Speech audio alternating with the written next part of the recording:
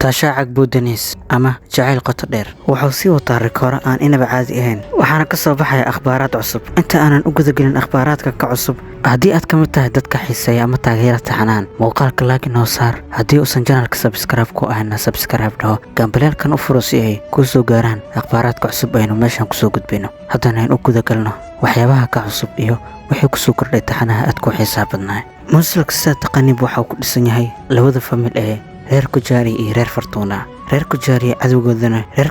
cadowgooda ugu weynna waa Shariif Fortuna laakiin ma sii jiri doonto midaas Shariif Fortuna waxa imaan doona mid kale weliba ka daranaa doona Shariif Fortuna waxaana lagu magacaabaa Faatix Fortuna waxa uu ka halis badnaa doona sida uu hadda Shariif yahay waana ku aragnay taxanaha Shariif Fortuna inuusan ahayn mid dhedheel yeelay haddana kan oo Faatix Fortuna ah imaanaya isagana waxa uuba shantii laba kasii daran yahay la sheegaya Shariif Fortuna waxaa la sheegayaa inuu noqon doono uruj walaalkiis waxaana la sheegayaa inuu noqon doono mid kala dhantaali doona labada familba cadowtinimo weynna sida dhex dhigi doono daawadayaashu waxay qiyaasayaan in uruj iyo Iso ay labadaasi ku jilayaan dad wanaagsan laakiin Faatix Fortuna dadka aad bay u xiisanayaan balse ilaa hadda musalkaas kuma uusan soo beerin aktarkii jilayay balse dhowr aktar ayaa la sheegay balse midka hadda baraha bulshada dhex wareegaya magaciisa waa Eren Furdem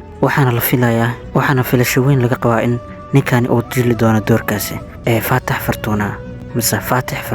ninkanna waa taqaanaan oo waa jilaa aad u weyn musal kastoo ka soo muuqdana saamayntiisa ayuu ku reebaa kulli ani ahaan waa qabaa dhankiina adinkana ma jeclaan lahaydeen Faatix Fortuna inuu isla ninkan noqdo cidii doonaysa dhanka komitiga inagu soo jawaabto wixii macluumaad kale oo ka soo kordhay musalkan insha Allah waan isla wadaagi doonaa kan kaliya maaha musal badan waan idin soo wadaagi doonaa wixii ka soo cusboonaada dhanka kale haddii aad doonaysaan musal gaar inaan ka soo hadlana dhanka komitiga waa igu reebi kartaan qof walba wixii dooqiisa ahna waa uu ka hadli karaa marka haddii aad nagu cusub tahay nagu soo biir oo channelkeena subscribe dhaho haddii aad hore inoola joogtaan muuqaalka laakiin noo saar waxaan idin leeyahay sidaas nabadgelyo intaan kaga kulmayno